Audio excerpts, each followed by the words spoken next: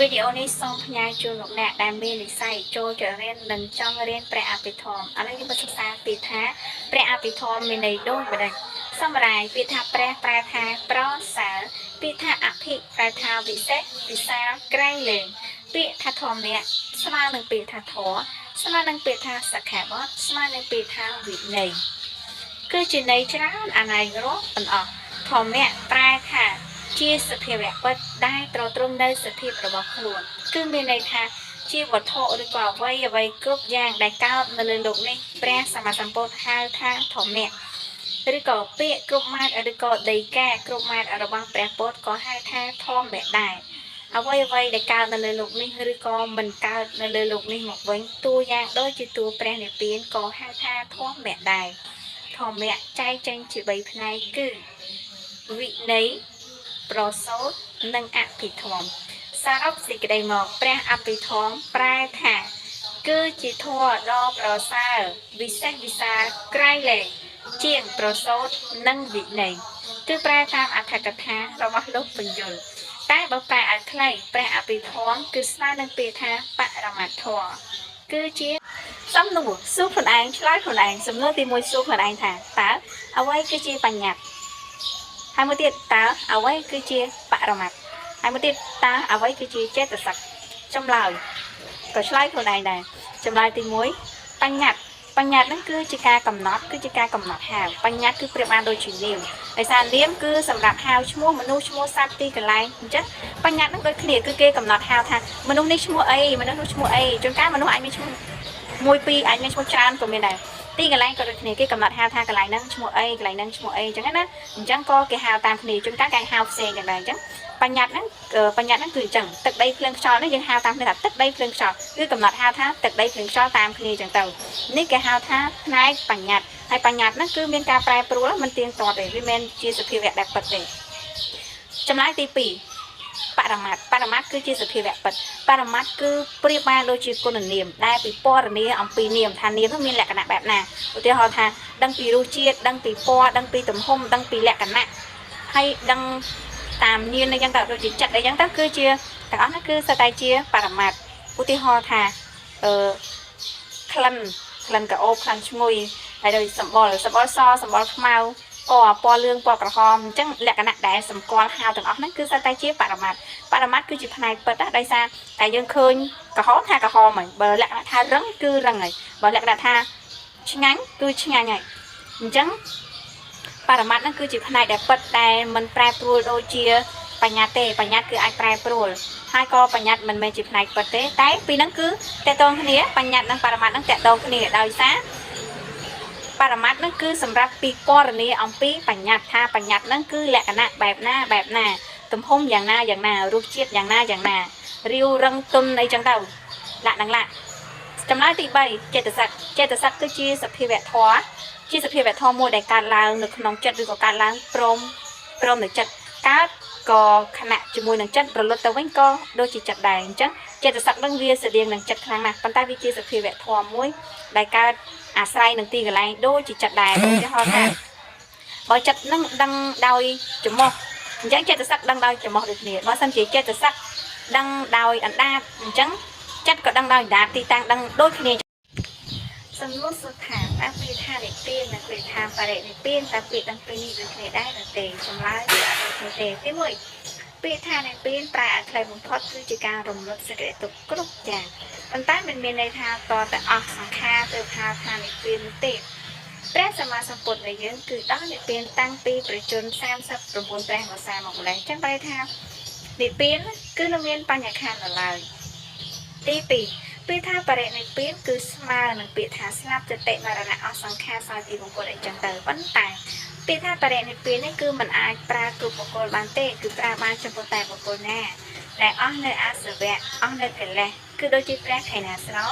ព្រះសម្មាសម្ពុទ្ធព្រះបច្ចេកពុទ្ធទើបអាចប្រើពាក្យថាបរិនិព្វាននេះបានជនធម្មតាគឺប្រើពាក្យថាបរិនិព្វាននេះអត់បានទេសូម្បីតែស្ដេចព្រះមហាក្សត្រឬក៏ស្ដេចនៃចក្រពត្តិក៏មិនអាចប្រើពាក្យថាបរិនិព្វាននេះបានដែរដោយសារបរិនិព្វានគឺអស់សង្ខារទៅហើយមិនមានបច្ច័យកម្មណាអាចតាក់តែងឲ្យកើតមានជីវិតនៅលើផែនដីនេះបានឡើយ ហើយព្រះសម្មាសម្ពុទ្ធដែលយើងគឺមាននិព្វាន3ទី1គឺសឧបាតិសេសនិព្វានគឺនិព្វានកិលេសប៉ុន្តែបញ្ញខណ្ឌតាំងនៅបានន័យថានៅមានជីវិតប៉ុន្តែគឺអស់នៅកិលេសគ្រប់យ៉ាងហើយទី2គឺអនុបតិសេសនិព្វានគឺនិព្វានបញ្ញខណ្ឌបានន័យថា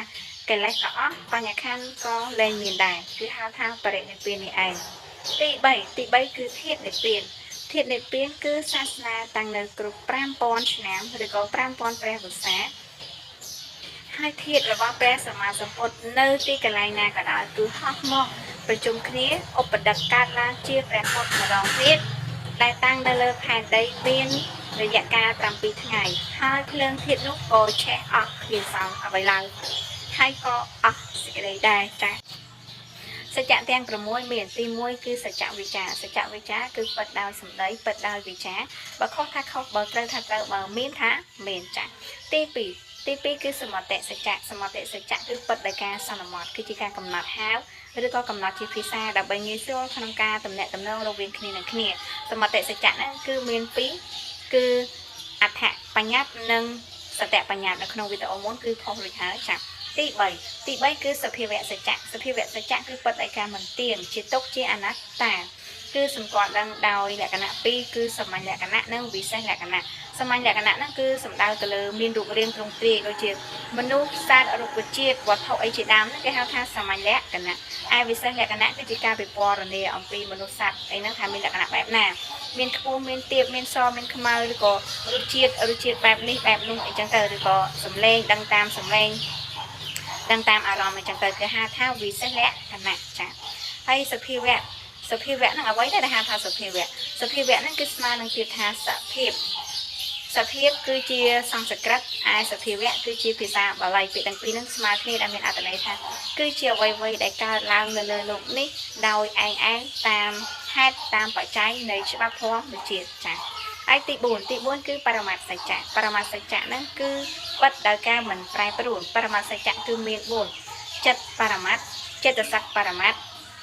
រូបបរមត្ថនិងនិព្វានបរមត្ថនៅក្នុងវីដេអូមុនក៏ផុសដូចដែរចា៎ហើយទី5គឺអរិយសច្ចៈគឺជាសច្ចៈដ៏គង់ពោះដ៏ប្រសើរដែលអាចឲ្យខ្លាចទៅជាព្រះអរិយៈដោយកិច្ច4ទី1គឺទុក្ខសច្ចៈគឺកិច្ចដោយការកំណត់ដឹងទី2គឺសមុទសច្ចៈគឺជាកិច្ចដែលត្រលាក់ទី4គឺនិរោធសច្ចៈហ្នឹងគឺជាកិច្ចដែលត្រូវធ្វើឲ្យជាក់ច្បាស់ដោយប្រឡែងរូបនាមដើម្បីឲ្យដើរទៅដល់នេះវាចាស់ហើយទី4គឺមគ្គសច្ចៈហ្នឹងគឺត្រូវដើរឲ្យដល់តាមផ្លូវមគ្គមានអង្គ8ចាស់ហើយមគ្គមានអង្គ8ហ្នឹងខ្ញុំនឹងផុសនៅក្នុងវីដេអូក្រោយថាមានអ្វីខ្លះជាលម្អិតចាស់ហើយទី6គឺនិរោធសច្ចៈហ្នឹងគឺពិតដោយការរលត់ពុំមានការកើតឡើងវិញទេឧទាហរណ៍ដូចជាពាក្យថាបរិនិព្វានគឺរលត់ទៅហើយពុំមានបច្ច័យកម្មណាតាក់តែងឲ្យមានរូបរាងកើតនៅលើផែនដីទៀតឡើយហើយនិរោធសច្ចៈគឺស្ថិតនៅក្នុងកិច្ចរបស់អរិយសច្ចៈប៉ុន្តែគេញែកមកផ្សេងទៀតដោយសារនិរោធសច្ចៈហ្នឹងគឺគ្មានទុក្ខំអនិច្ចំអនត្តាឡើយឯកិច្ច3ទៀតគឺមានទុក្ខំវីដេអូនេះបើសរសេរអំពីចិត្តស្មើនឹងវិញ្ញាណគឺជាធម្មជាតិដឹងច្បាស់នៅអារម្មណ៍គឺជាប្រធានគ្រប់គ្រងនៅខណ្ឌទាំង5មានរូបវេទនាសង្ខារសញ្ញាវិញ្ញាណចិត្តគឺជាធម្មៈចិត្តគឺជាធម៌ចិត្តគឺជាអំណាចរបស់ចិត្តដែរបើសិនជាបុគ្គលមានអំណាចចិត្តគិតមិនល្អ